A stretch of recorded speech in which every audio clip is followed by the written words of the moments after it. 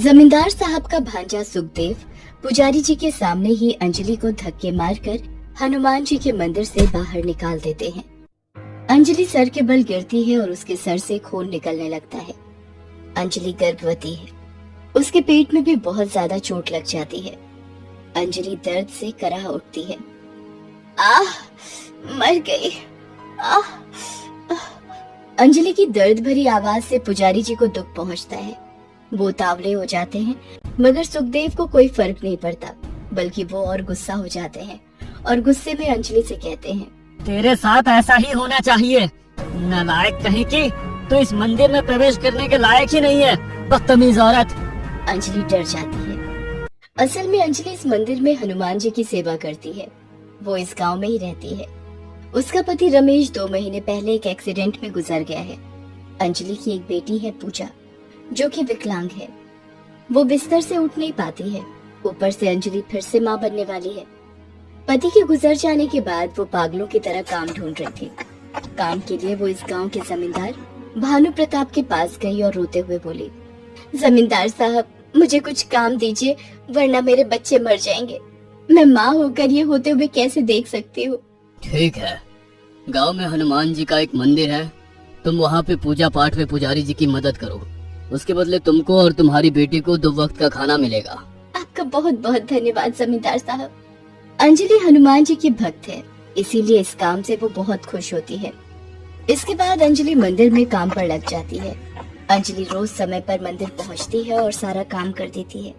पुजारी जी अंजलि के काम से बहुत खुश होते हैं, मगर जमींदार साहब के भांजे सुखदेव को ये पसंद नहीं आता है, क्योंकि सुखदेव मंदिर में हमेशा पड़ा रहता है और हनुमान जी की पूजा का प्रसाद खरीदने के लिए दिए हुए पैसों से कुछ पैसे छुपाकर घर ले जाता है। अंजलि के होने से उस काम में उसे दिक्कत हो सकती है, इसीलिए पहले ही दिन सुखदेव अंजलि के ऊपर गुस्सा है।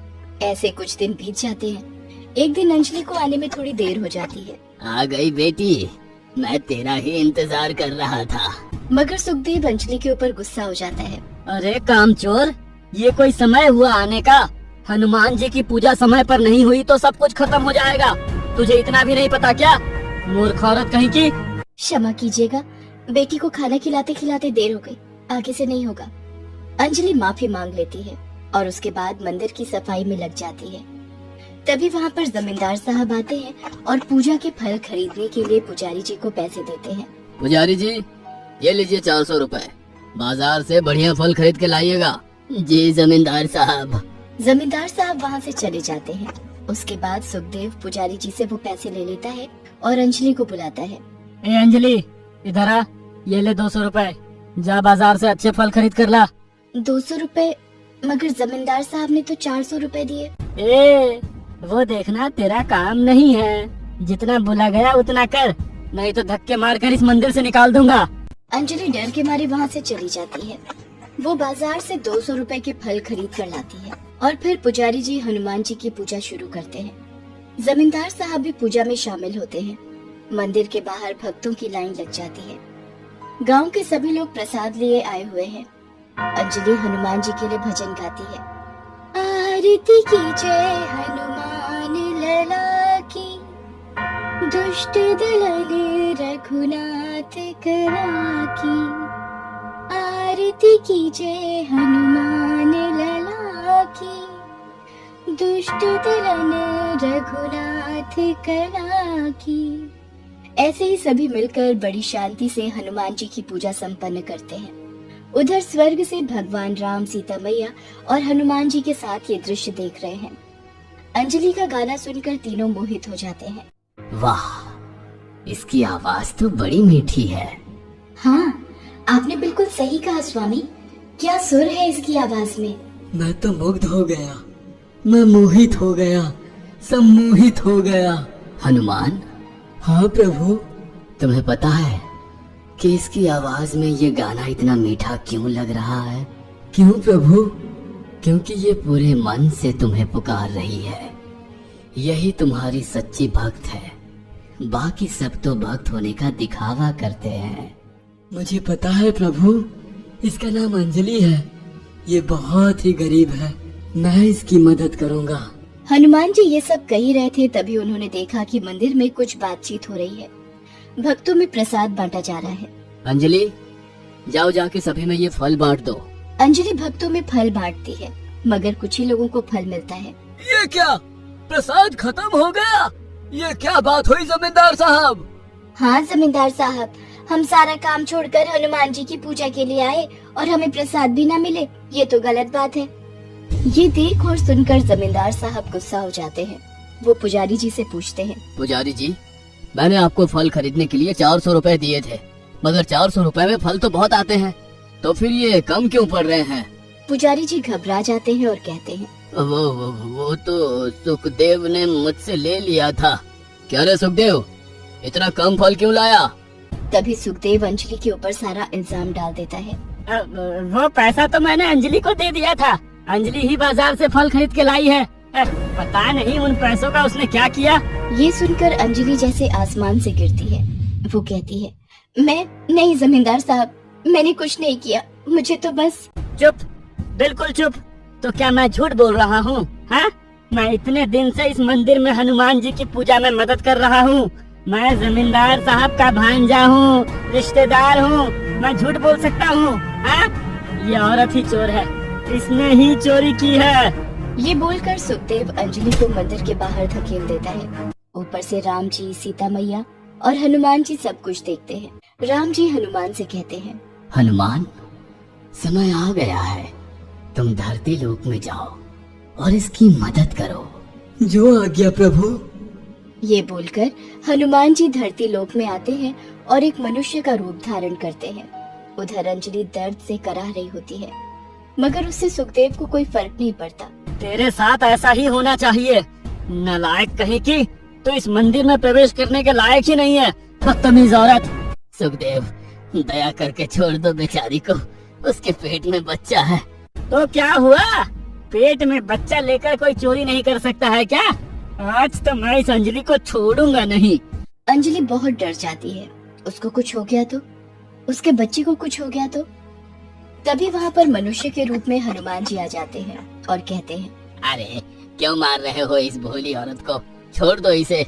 तुम कौन हो? मैं ही वो फल वाला हूँ जिससे इसने फल खरीदा था। मेरा नाम नरेश है, मैंने ही इसे उल्लू बनाया था। ज्यादा पैसे लेकर कम फल दे दिए थे, मगर इसके बाद मुझे एहसास हुआ कि मैं हनुमान जी की पूजा का फल कम देकर पाप कर रहा हूँ, इसलिए मैं वापस चला आया। माफ कीजिएगा हमें, ये लीजिए बाकी के फल। ये बोलकर हनुमान जी बहुत सारे फल दे देते हैं।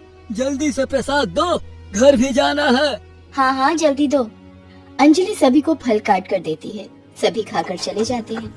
हनुमान जी भी वहाँ से चले जाते हैं। सुखदेव मन ही मन में सोचता है, आज तो अंजलि को सबक नहीं सिखा पाया, मगर कल जरूर सिखाऊंगा। सभी मंदिर से चले जाते हैं। अंजलि घर लौटकर पूजा को खाना खिलाती है। उधर हनुमान जी वानरों के राजा से बात कर रहे हैं। आसपास बहुत सारे वानर हैं। प्रणाम हनुमान जी, बोलिए हमसे क्या काम है? बहुत जरूरी काम है, बोलो, मेरे कहने पर ये काम कर पाओगे? हमारा जीवन तो आपके ही चरण में समर्पित है, आप बस आज्ञा कीजिए। हनुमान जी वानरों के राजा से कुछ कहते हैं। अगले दिन सुबह पुजारी जी मंदिर में आते हैं और जोर जोर से चिल्लाने लगते हैं, अरे हनुमान जी की सोने की मूर्ति कहाँ गई? चोरी हो गई, चोरी हो गई, हनुमान जी की सोने की मूर्ति चोरी हो गई रे। ये सुनकर वहाँ आसपास के सब लोग आ जाते हैं और देखते हैं कि हनुमान जी की मूर्ति गायब है। सुखदेव भी आ पहुँचता है और मन ही मन में हंसता रहता है। जमींदार साहब के पास ये खबर पहुँचती है और वो पुलिस लेकर मंदिर आ जाते हैं। तभी वहाँ पर अंजलि आती है और सुखदेव अंजलि के ऊपर पूरा दोष डाल देता है। इसने ही चोरी की है मूर्ति, इसके आँखों में मैंने लालच चमकते हुए देखा है। हाँ। मैंने नहीं, ये झूठ है, मैंने चोरी नहीं की। मगर पुलिस अंजलि की बातों का यकीन नहीं करती है और अंजलि को पकड़ लेती है। तभी वहाँ पर मनुष्य के रूप में हनुमान जी आ जाते हैं। उनके साथ मनुष्य रूप में कुछ वानर भी हैं। उसमें वानरों के राजा भी मौजूद है। नहीं, ये चोरी अंजलि ने नहीं की है, ये चोरी हमने की है। मगर तुम चोरी करके वापस क्यों आए हो? क्योंकि हमें हमारी गलती का एहसास हो गया है, गिरफ्तार कर लीजिए हमें। पुलिस अफसर अंजलि को छोड़कर हनुमान जी और उनके साथियों को गिरफ्तार कर लेते हैं और जेल में बंद कर देते हैं। उधर सुखदेव अपने घर में मन ही मन में बहुत खुश है। वो हनुमान जी की सोने की मूर्ति के पास बैठा हुआ है। वाह, किसी को पता ही नहीं चला कि ये मूर्ति मैंने चोरी की है। अब इसे बेचकर बहुत पैसा होगा। तभी वहाँ वानरों का झुंड आता है और सभी सुखदेव के घर में घुस जाते हैं और फिर उसके हाथ पैर खींचने लगते हैं। सुखदेव के बाल पकड़कर खींचते हैं। अरे अरे, ये क्या हो रहा है? इतने सारे वानर कहाँ से आ गए? छोड़ो छोड़ो मुझे, छोड़ो। तभी वहाँ मनुष्य के रूप में हनुमान जी आते हैं। अरे तुम तो जेल चले गए थे, फिर इस वक्त यहाँ कैसे आए? हम तो हर जगह हैं। ये बोलकर हनुमान जी असली रूप में आते हैं। सुखदेव आश्चर्यचकित हो जाता है। हनुमान जी, आप? तू मनुष्य के नाम पर कलंक है। तेरे मन में लोभ भरी है।